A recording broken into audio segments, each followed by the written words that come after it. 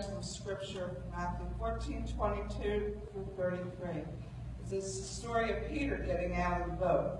It is the story of faith in Jesus. Matthew 14:27. Jesus walks on water, and the disciples see this. Jesus says, "Take courage. It is I. Don't be afraid." Jim Long, share. Good morning. I guess the best way to do this, I came from a dysfunctional family in Philadelphia. They were CIA, Catholic Irish alcoholics, so you can imagine what it was like. By the time I was 16, I was sentenced indeterminate to life. I was never supposed to come out of the penitentiary. And that was pretty scary for a 16-year-old to put in a penitentiary, not a juvenile facility. And that's where my life was headed, all because of drinking and drugging. And, you know, Christ was there, but I turned my back on him. And I went on, I got out of the penitentiary, I went on like that for years with my drinking and drugging. I drank myself through 2 marriages. And I don't know how I kept this one here. God was there with me. I did a thing called the Walk to Emmaus. And the only reason I did it was because Cindy had my bags packed. I started drinking again. And I was getting thrown out. So I figured I would do this to appease her and get her off my back. Little did I know it was a 4-day event.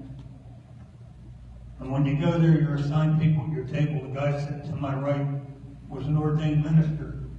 He became a minister right after he came off the death row. It changed my life. The first night we were there, they did the Stations of the Cross.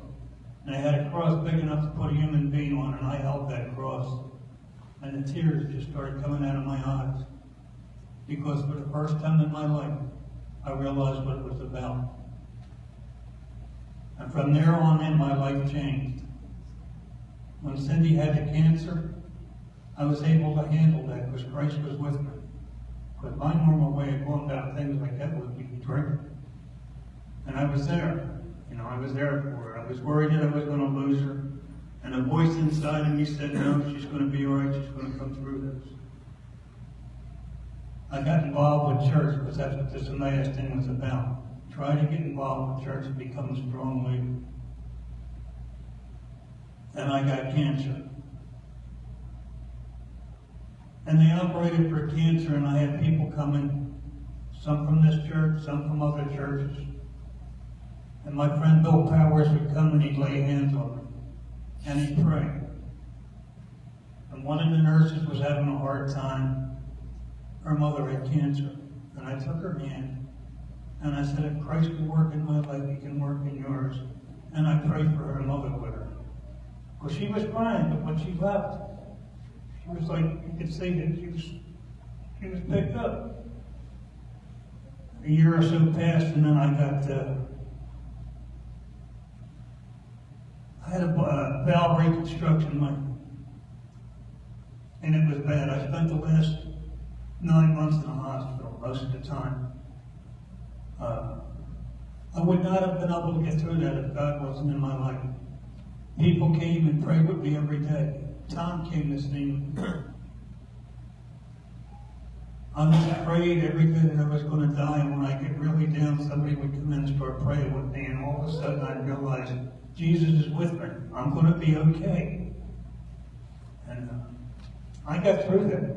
I don't know how I got through it, except that I didn't turn my back on Jesus this time. I greeted him with open arms. And my life has changed since I found God. This church has been a big part of me finding Christ because I come here and I hear the scriptures and then I go home and I'll say nothing to no one and I look it up. And I'll think, wow. And history repeats itself because a lot of what is written in the scripture is happening today. I want to thank you for listening to me, and just don't turn your back on God.